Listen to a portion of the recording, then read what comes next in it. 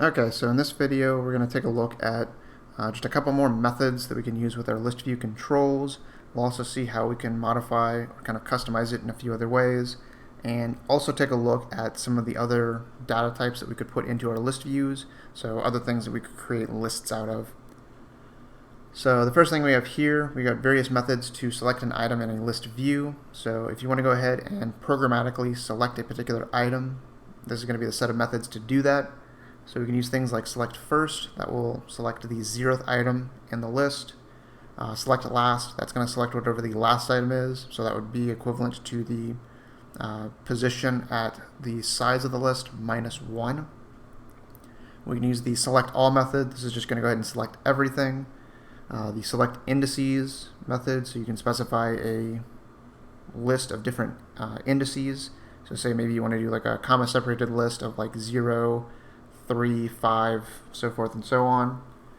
You can also use select range, so this will select all of the items from a starting and ending index. In addition to these methods, we also have some methods to specify the orientation of the list view, so we can either have it be horizontal or vertical. So we're going to use the orientation class with either the horizontal or vertical constants, and we're using the set orientation method in order to do this. So in a moment, when we get into the program that I'm going to use as an example for this, we will also go ahead and set the orientation so that it is horizontal, so the items are going to be listed from left to right instead of top to bottom. So your list views can also be created with other objects besides strings. Keep in mind that, similar to an array list, you cannot create a list view of primitive data types. Instead, you must use the class that is associated with that primitive data type. So to give you an example of what I mean by that, we're using the integer class here to create our list view of integers, instead of trying to use the int primitive data type that would be equivalent to that. So in this case, we're going to make an integer list view, and then when we do our add all, we're just adding a bunch of numeric literals that represent our different integers. In addition to this, we can also use other controls, so say maybe like the ImageView as the items for our list view. So in this case, I'm showing 3 different image views, and then we go ahead and place those into our list view. We're using the add all to go ahead and insert those. So I want to go ahead and use this construction of a list view with ImageViews as my example program. So we're going to go ahead and minimize this. We'll come over to NetBeans. We'll go ahead and create our new project. I'm going to do another JavaFX application. Click Next. So for this one, since I'm going to be doing this as a list view of image views, I'm going to go ahead and call this my image list view demo. So we'll go ahead and remove the extra comments and code that we're not going to need for this application. Make some slight adjustments to the style.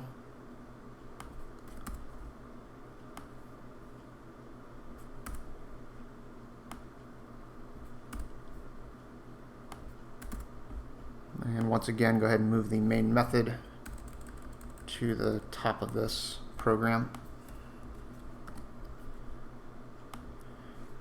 Okay, so for this one, we will go ahead and keep the action event and event handler. We do have some intention of implementing some behavior for our list view. I'll go ahead and get rid of the extra button and stack pane. We're not going to be using those. So the first couple of things that I want to include here are going to be the different controls I'm going to use for my scene. So we'll go ahead and import javafx.scene.control.image and ImageView. So these are going to come from the image package. So go ahead and grab that one.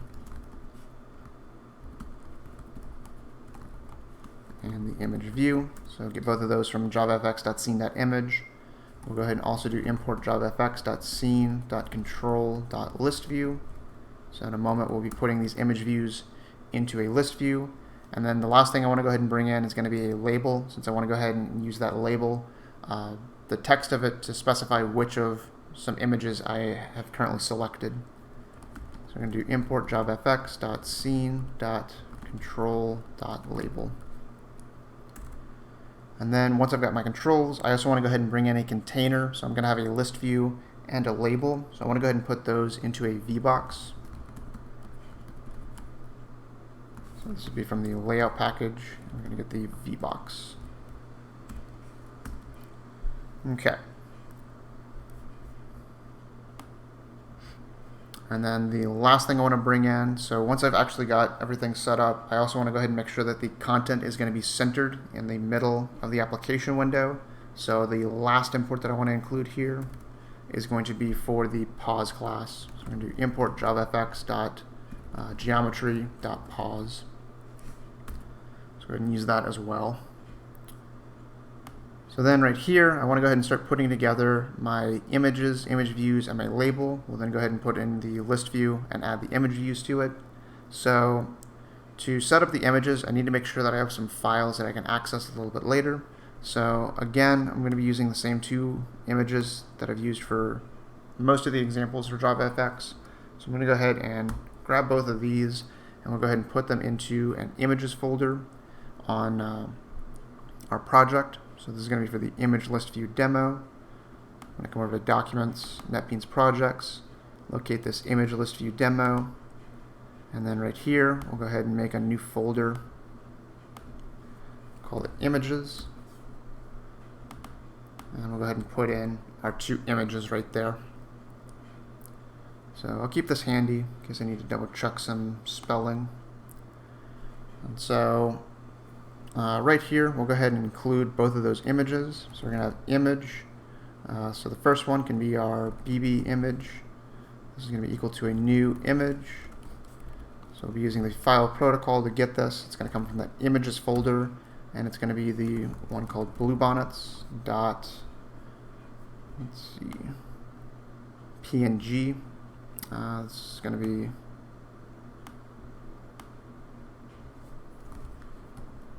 this. So do bluebonnets, all one word, .png. We'll then go ahead and do our chrysanthemum image. So we're going to do image, call it just Chris image. It's going to be equal to a new image. It's going to be, again, the file protocol images slash chrysanthemum dot, in this case I think it was JPEG. So yeah, okay. So then, once we've got our two images, we'll go ahead and put these loaded images into two image views. So we're going to have image view. We'll call this BBIV. So it's our bluebonnet image view is equal to a new image view. And we're going to put in the BB image right there. We'll also do image view for our Chris image. So this will be Chris IV. It's going to be equal to a new image view with our Chris image. Okay. In addition to these, we're going to need our label. So for this label, we want to go ahead and initially set it to the bluebonnet image. So we're going to say label is equal to a new label. We'll go ahead and say bluebonnet image is selected.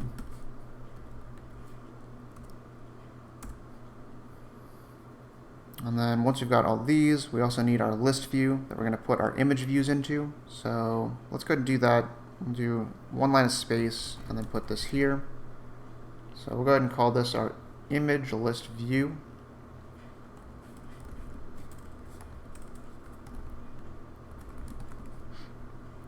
And one thing we need to do right here is specify that this is going to be a list view whose types for its items are going to be image view.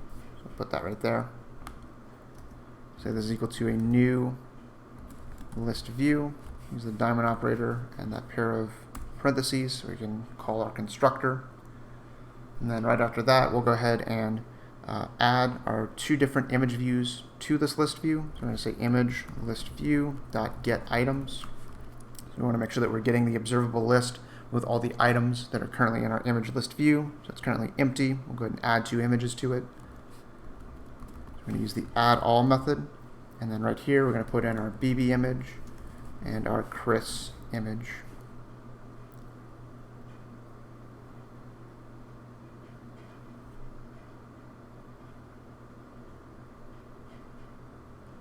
Making sure that we're using the image views, not the images. So BBIV and Chris IV. Okay. So then, once we've done this, one of the other things I'll go ahead and do, we want to make sure, since we're specifying the text to say that the bluebonnet image is selected, at this point now I want to actually make sure that the list view itself reflects that. So I'm going to go ahead and make sure that this is selected at the beginning, so we can actually make use out of one of those selection methods. So I'm going to go ahead and say image list view dot get selection model, and then we're going to go ahead and select the first item that is in our list view. So it's going to be the bluebonnet image view right there. In addition to this, the other thing I want to go ahead and do is adjust the orientation of this list view. So I mentioned before that I want to go ahead and do a horizontal orientation. So we're going to do image list view dot set orientation, and then inside of here I need to go ahead and get the orientation class and specify that I want it to be horizontal. So I'll go ahead and choose that one, and that's going to go ahead and just automatically import the orientation class. So come up here, you can see this orientation class right here, and just like things like pause and insets, orientation comes from the geometry package from our JavaFX library.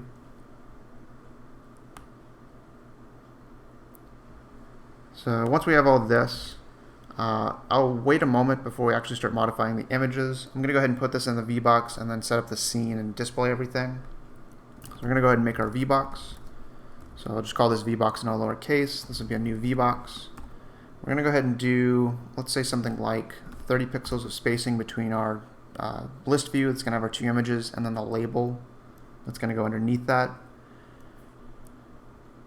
So we're going to go ahead and put in the image list view, and then put in our label. We'll then go ahead and create our scene. It's going to be equal to a new scene object with the VBox as the root node.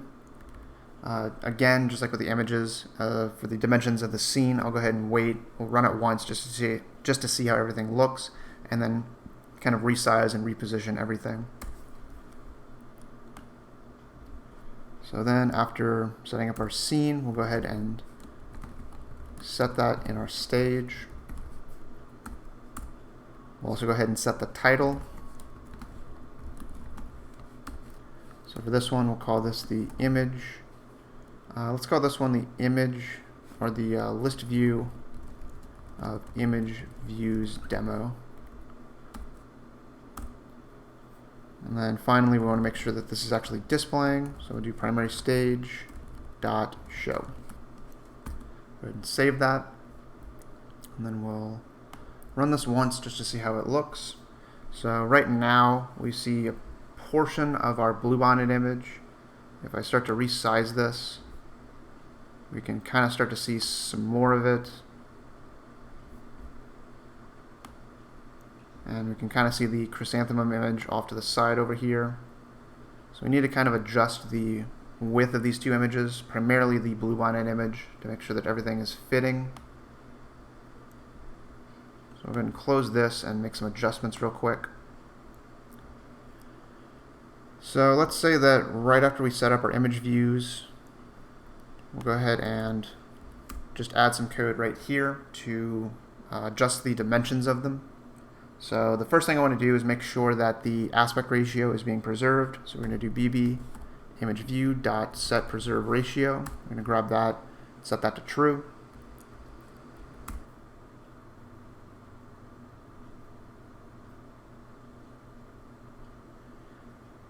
We can then go ahead and set the width. So we'll do BBIV.setFitWidth. And for this one, we want to go ahead and specify a dimension that's a bit narrower than what we currently have. So we'll start off trying something like, let's say, 300. For our chrysanthemum image, I think that the width right now might be enough that it will fit without us needing to adjust it any.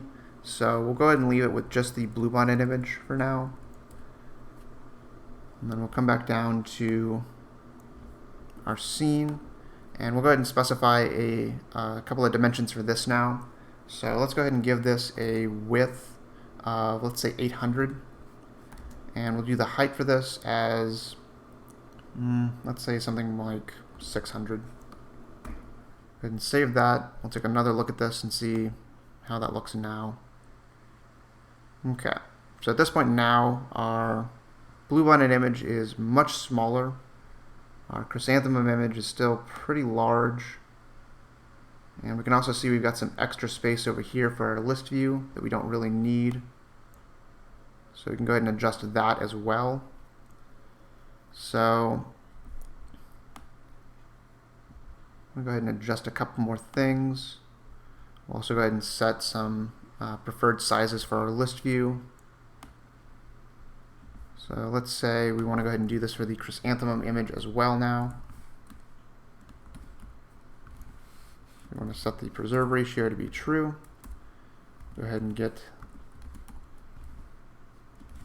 the width of this one also. So let's say for this one we want to go ahead and set the width to say about the same amount. So go ahead and use something like that.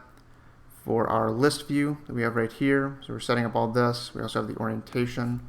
We'll just go ahead and put underneath the orientation the pref size. So I'm going to go ahead and grab this.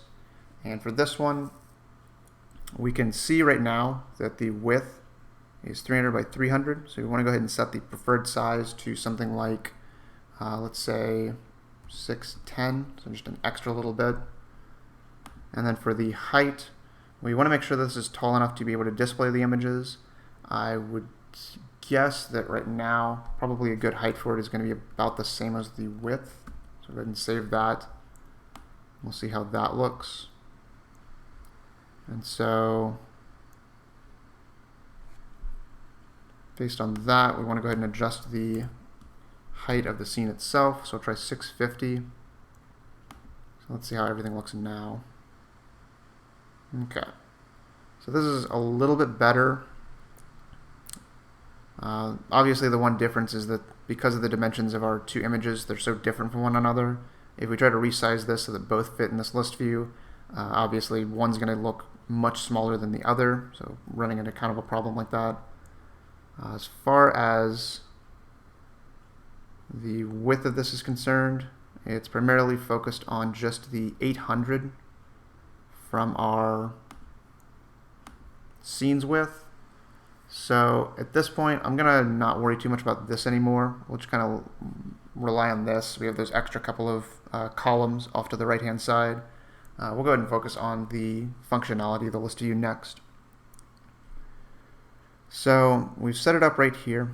So let's go ahead and do the functionality just underneath it. So for this one, we again need to go ahead and get the image list view. If you remember, when we're setting up the functionality, we still need to get the selection model because we're going to set the listener to whatever the selected item happens to be. So we're going to go ahead and do get selection model. We then want to go ahead and get the properties of the selected item. So we're going to do selected item property. And then we're going to do add listener. And right here we're going to do our event listener. So we have our event. We've got that pair of curly braces. And then inside of here we're going to go ahead and set up the behavior for this, this list view. So what happens whenever the user clicks on a particular image.